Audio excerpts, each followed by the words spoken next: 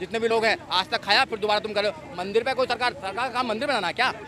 सरकार का काम है विद्यालय बनाना, यूनिवर्सिटी बनाना, अस्पताल बनाना, न्याय देना, ये सरकार का काम है। अब देखें सरकार का काम मंदिर मस्जिद बनाना नहीं है। ये देश के लोगों को, बच्चों को मंदिर मस्जिद में अटकाना चाहते हैं। ये देश हिंदू मुसलमान में बांटना चाहते हैं। आज का जो लोग हैं, आज के जो नौजवान हैं, वो मंदिर मस्जिद से दूर रहते हैं, वो विद्यालय की तरफ जाते हैं। अगर सुबह 2 घंटी बजती हैं, एक मंदिर की घंटी बजती है और एक विद्यालय की घंटी बजती है, निश्चित आपको करना है कि आप विद्यालय की घंटी में जाएंगे या मंदिर की घंटी में जाएंगे। अगर मैं मंदिर की घंटी में जाता तो मैं भैया क्या वकील बन पाता? नहीं बन पाता। मैं काला कोट पहन पाता? क्या मैं बोल पाता? तो ऐसे ही लोगों को तैयार करना है हम लोग। और आज डेमोक्रेसी खत्म करके ब्राह्मण कैसी लागू है। बिल्कुल सही कह रहे हैं सर, ब्राह्मण कैसी लागू है। तो ये ब्राह्मण कैसी जो लागू है, ये हजारों करोड़ों लोगों के लिए खतरनाक है। ये इस देश के अंदर खत्म होना चाहिए। कहते हैं कि भैया ये हमारे हिंदुत्व पर सवाल करते हैं, ये हमारी और चीज़ों पर सवाल करते हैं। सवाल क्यों ना करें? सवाल क्यों ना करें? जब इनके लोग कहते हैं कि भैया खीर खाने से बच्चा पैदा हो जाते हैं, तो सवाल नहीं करें क्या सुजीत? सवाल करेगा ना भैया, ये कौन सी पॉलिसी है खीर खाने से बच्चे हो जाते हैं? जब इनके जज कहते हैं, इनके लोग कहते हैं कि मोर जो है, जो मोरनी बच्चा कैसा देती है, मोरनी बच्चा ऐसा देती है कि आंसू पी जाते हैं तो बच्चा पैदा हो जाते हैं। आंसुओं से बच्चा पैदा होंगे, खीर खाने से बच्चा पैदा होंगे, तो सवाल नहीं करेंगे क्या हम लोगों को? IAS, PCS, doctor, engineer, professor, जज, वकील जो तैयार हो रहे हैं, इनकी आंखों में आंखें डालकर इनको सवाल पूछे कि संविधान में लिखा नहीं है भैया, कैसे करोगे? NRC लगा दिया, मुसलमानों को भगाना चाहते हैं। तुम्हारे बाप की भी औकात नहीं है एक आदमी को भगाने की, भगा के देखो ना किसी को है। तुम्हारे दामाद सारे मुसलमान हैं, आईसी उठा के देखो ना जा रहे, तुम मुसलमानों को भगाना चाहते हैं। ये देश को कुछ और दिखाना चाहते हैं, कुछ नहीं दिखाना चाहते। ना हिंदू खतरे में है, ना मुसलमान खतरे में। इस देश के अंदर अगर कोई खतरे में है तो संविधान खतरे में, इंसानियत खतरे में, और कोई खतरे में। ये इंसानियत को खतरा में कहा जाता है।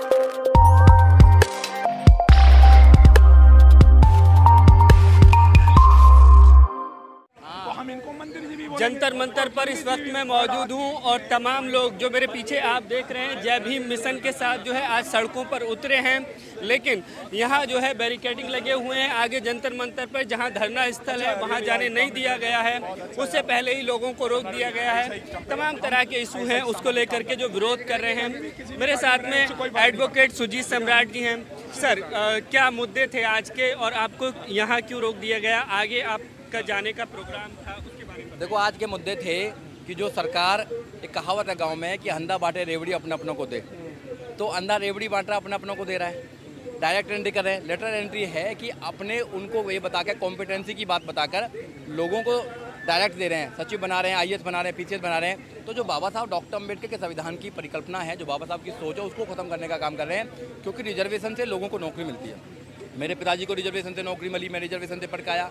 जनाब है ये इंजीनियर हैं, ये भी रिजर्वेशन से आए। हम लोग रिजर्वेशन से आए। नौकरी अगर हमको मिली है तो हमारे जो परिवार है वो शिक्षित बना है, और ये शिक्षा नहीं देना चाहते। अगर कोई शिक्षित बन जाता है तो वो इनकी आंखों में आंखें डाल के इनसे सवाल पूछेगा कि आप गलत क्यों कर रहे हैं, आप संविधान को ख़त्म क्यों कर रहे हैं, आप वो कानून क्यों बना रहे हैं जो हमारे लिए बने ही नहीं है, आप अपने दोस्तों के लिए प्राइवेट क्यों कर रहे हैं, आपने दोस्तों के लिए क्यों इनको बेचने का काम कर रहे हैं, सरकार को क्यों बेचने का काम कर रहे हैं। तो इनको वो लोग पसंद नहीं है। इसलिए आंदोलन हुआ है कि जो सरकार कर रही है, प्राइवेट कर रही है, उसको ख़त्म किया जाए, और जो पॉलिसी है, जो रिजर्वेशन पॉलिसी है, उसको लागू किया जाए। क्योंकि हम 90% लोग देश में, बहुजन समाज के जो लोग हैं 90% है, SC ST OBC माइनॉरिटीज़ 90% है, उनको 49% रिजर्वेशन है, और 49 के ऊपर कैप लगा रखा है इन्होंने, उससे ऊपर नहीं जा सकते। मगर जो 10% लोग हैं इनको 50% रिजर्वेशन है, और 3000 साल से ये 100% रिजर्वेशन लेते हैं। जो ब्राह्मण हैं, जो मंदिरजीवी है, वो 100% अपना रिजर्वेशन लेता है। मंदिरजीवी जो व्यापारी हैं वो 100% अपना व्यापार करते हैं। हम तो थे ही नहीं ना, हमें पढ़ने का अधिकार था, ना हमें लिखने का अधिकार था, ना हमें कुछ करने का अधिकार नहीं था। तो ये सारी चीज़ें जो डेमोक्रेसी को आज खत्म कर दिया गया है। डेमोक्रेसी के 4 स्तंभ होते हैं, चारों स्तंभ को खत्म कर दिया है। जो मीडिया में है, जो मीडिया है, मीडिया को खत्म कर दिया है, और आज डेमोक्रेसी खत्म करके ब्राह्मण कैसी लागू है। बिल्कुल सही कह रहे हैं सर, ब्राह्मण कैसी लागू है। तो ये ब्राह्मण कैसी जो लागू है, ये हजारों करोड़ों लोगों के लिए खतरनाक है। ये इस देश के अंदर खत्म होना चाहिए। और इन संविधान नहीं है क्या? डेमोक्रेसी जो संस्थाएं हैं, संवैधानिक संस्थाएं हैं, वो काम नहीं कर रही हैं। देखिए, देश के अंदर संविधान बहुत सुंदर है। जो संविधान निर्माता बाबा साहब डॉक्टर अम्बेडकर ने, उसने परिकल्पना की थी कि देश में समता, मैत्री, भाईचारा होगा, और देश का एजेंडा, देश की सरकार को एजेंडा होना चाहिए कि जब तक देश में जातिवाद रहेगा, जब तक कोई भी सरकार, कोई भी राष्ट्र महान नहीं बन सकता है। मगर इन लोगों ने संविधान को एक साइड में कर दिया है। उन्होंने बोला कि जब भी हम संविधान को छेड़ते हैं, जब भी हम संविधान में अमेंड करते हैं, तो जितने भी अम्बेडकरवादी लोग हैं सड़कों पर आ जाते हैं। तो इसलिए संविधान को तो छोड़ो मत, अंदर से आप काम करते रहिए। जैसे 10% रिजर्वेशन दिया था स्वर्ण को, वो संविधान में कहीं प्रोविजन ही नहीं है। ऐसे ही आप लेटर एंट्री है कि अपने अपनों को दे रहे हैं, अपनों को आईएएस बना रहे हैं, अपनों को सेक्रेटरी बना रहे हैं, तो जो रिजर्वेशन पॉलिसी वो खत्म हो जाती है। अगर तुम किसी भी डिपार्टमेंट को प्राइवेट कर दोगे तो प्राइवेट में तो रिजर्वेशन है नहीं। सिर्फ देश के एक ही स्टेट ऐसा था, उत्तर प्रदेश, 2007 से लेकर 2012 तक बहन कुमारी मायावती का वहाँ राज्य था, उसमें प्राइवेट में रिजर्वेशन रहा है, बाकी कहीं प्राइवेट में रिजर्वेशन नहीं होता। अगर प्राइवेट में लाला की दुकान बना दी तो लाला शिकल देख के, टाइटल देख देख के देगा कौन वर्मा लिखा हुआ है, कौन शर्मा लिखा हुआ है, कौन तिवारी है, कौन पांडे हैं, कौन सांडे हैं, कौन आंडे हैं, कौन कौन लगे होंगे, उनको देंगे नौकरी। भैया हमको नौकरी क्यों देंगे? हमको नौकरी तो संविधान से मिलती है। हम लोग पढ़ लिख कर आते हैं, अपनी बात कहते हैं, हमारे बच्चे तैयार हो रहे हैं, तो उसको ख़त्म कर दिया जाए। क्योंकि पढ़ लिखते हैं तो आवाज़ करते हैं, ये कहते हैं कि भैया ये हमारे हिंदुत्व पर सवाल करते हैं, ये हमारी और चीज़ों पर सवाल करते हैं। सवाल क्यों ना करें? सवाल क्यों ना करें? जब इनके लोग कहते हैं कि भैया खीर खाने से बच्चा पैदा हो जाते हैं, तो सवाल नहीं करें क्या सुजीत? सवाल करेगा ना भैया, ये कौन सी पॉलिसी है खीर खाने से बच्चे हो जाते हैं? जब इनके जज कहते हैं, इनके लोग कहते हैं कि मोर जो है, जो मोरनी बच्चा कैसा देती है, मोरनी बच्चा ऐसा देती है कि आंसू पी जाते हैं तो बच्चा पैदा हो जाते हैं। आंसुओं से बच्चा पैदा होंगे, खीर खाने से बच्चा पैदा होंगे, तो सवाल नहीं करेंगे क्या? हम सवाल करेंगे। तो इनको वो गलत लगता है कि सवाल कोई ना करे, तो सवाल करने वाले लोग पैदा हो जाते हैं। अम्बेडकरवाद लोगों को जिंदा रहना सिखाता है, अम्बेडकरवाद लोगों को संविधान के माध्यम से चलना सिखाता है। अम्बेडकरवाद ब्राह्मणवाद को खत्म करने का एक तरीका है जो झूठ है, फरेब है, जो ज़्यादातर लोगों को गुलाम बनाने की बात करता है। तो इसलिए हम सड़कों पर हैं और सड़कों पर रहेंगे जब तक हमें न्याय नहीं। लेटर एंट्री और जो निजीकरण हो रहा है उससे आरक्षण खत्म होने की बात आप कह रहे हैं, वो आपका मुख्य मुद्दा है? बिल्कुल डेफिनेटली मुद्दा आ रहा है। देखो, आप किसी चीज़ को लाला के दुकान दे देंगे, प्राइवेट कर देंगे। आप रेलवे को प्राइवेट कर रहे हैं, आप भेल प्राइवेट कर रहे हैं, आप तेल को भी आप बेच रहे हैं, और जो बोल रहा है उसको जेल भेज रहे हैं। आप बोलो भी मत, हम सब कुछ प्राइवेट करेंगे। हमारे दोस्त जो हैं अडानी, अंबानी या विजय माल्या, वो देश को लूट कर लेके जाएंगे और आप बोलना नहीं। हम 10% रिजर्वेशन देंगे, आप बोलना नहीं। हम संविधान को चेंज करेंगे, आप बोलना नहीं। हम SC/ST प्रिवेंशन एट्रोसिटीज एक्ट 1918 को उसको डाइल्यूट कराएंगे सुप्रीम कोर्ट से, आप बोलना नहीं। हम भावनाओं के आधार पर यहाँ पर हम जजमेंट दे देंगे, बोलना नहीं। हम सब कुछ करेंगे, कत्लाम कराएंगे, सब कुछ करेंगे, गुलाम बनाएंगे, आप बोलना नहीं। कब तक ना बोले भैया? बड़ी मुश्किल से बोलने का अधिकार मिला है। आर्टिकल 19 कहता है, फ्रीडम ऑफ स्पीच की बात करता है। हम बोलेंगे, जरूर बोलेंगे, और जब तक बोलेंगे जब तक हमारे शरीर के अंदर एक ब्लड का कतरा है। हम बाबा साहब की जगह। उस तर्क को आप कैसे देखते हैं जिसमें सरकार ये कहती है कि निजीकरण से सर्विस अच्छी हो जाएगी, रोजगार के अवसर बढ़ेंगे, व्यवस्था दुरुस्त हो जाएगी? तो देश को भी निजीकरण दे दो। देश को भी, देश का जो प्रधानमंत्री है उसको भी प्राइवेट कर दो ना। देश के प्रधानमंत्री को प्राइवेट कर दो, बुला लो कहीं और से प्राइवेट। तुमसे ज़्यादा इंटेलिजेंट है ना अंग्रेज तुमसे ज़्यादा इंटेलिजेंट है ना, क्योंकि अंग्रेजों ने बनाया इस देश के अंदर जो बनाया है। आपने क्या बनाया? हमने तो बिगाड़ने का काम किया है। जो पॉलिसी बनाई थी अंग्रेजों ने, आप देखिए IPC किसने बनाई? 1860 में लॉर्ड मैकाले ने बनाई है। एजुकेशन पॉलिसी बनाई लॉर्ड मैकाले ने बनाई। उन्होंने सब बनाया। बाबा साहब डॉक्टर अम्बेडकर कहाँ पढ़ गए? लंदन में पढ़ गए। उन्होंने जिसका संविधान बनाया। तुमने क्या बनाया भैया? तुमने तो बिगाड़ा ही बिगाड़ा है। तो कहाँ से कॉम्पिटेंसी की बात करते हो? तुम कॉम्पिटेंट ज़्यादा हो? जो मंदिर में बैठ कर खाने वाले लोग कॉम्पिटेंट ज़्यादा हैं। जो सड़क का निर्माण करते हैं, संसद का निर्माण करते हैं, बिल्डिंग का निर्माण करते हैं, देश की सफाई करते हैं, वो कॉम्पिटेंट नहीं है। जो पहाड़ को चीर कर रास्ता बना देते हो, कॉम्पिटेंट नहीं है भैया, है कॉम्पिटेंट नहीं है। कमाल कर दिया आप लोगों ने। जो कपड़े बनाते हैं, सब कुछ तो बनाते हैं, हम कॉम्पिटेंट नहीं है क्या? तुम्हारी कॉम्पिटेंसी हमारी कॉम्पिटेंस में अंतर है। हम मेहनत से खाते हैं, पसीना गिरा गिरा के खाते हैं, तुम हराम का खाते हो। जितने भी लोग हैं आज तक खाया, फिर दोबारा तुम करो। मंदिर पे कोई सरकार का काम मंदिर बनाना क्या? सरकार का काम है विद्यालय बनाना, यूनिवर्सिटी बनाना, अस्पताल बनाना, न्याय देना, ये सरकार का काम है। अब देखें, सरकार का काम मंदिर मस्जिद बनाना नहीं है। ये देश के लोगों को, बच्चों को मंदिर मस्जिद में अटकाना चाहते हैं। ये देश हिंदू मुसलमान में बांटना चाहते हैं। आज का जो लोग हैं, आज के जो नौजवान हैं, वो मंदिर मस्जिद से दूर रहते हैं, वो विद्यालय की तरफ जाते हैं। अगर सुबह 2 घंटी बजती हैं, एक मंदिर की घंटी बजती है और एक विद्यालय की घंटी बजती है। निश्चित आपको करना है कि आप विद्यालय की घंटी में जाएंगे या मंदिर की घंटी में जाएंगे। अगर मैं मंदिर की घंटी में जाता तो मैं भैया क्या वकील बन पाता? नहीं बन पाता। मैं काला कोट पहन पाता? क्या मैं बोल पाता? तो ऐसे ही लोगों को तैयार करना है हम लोगों को।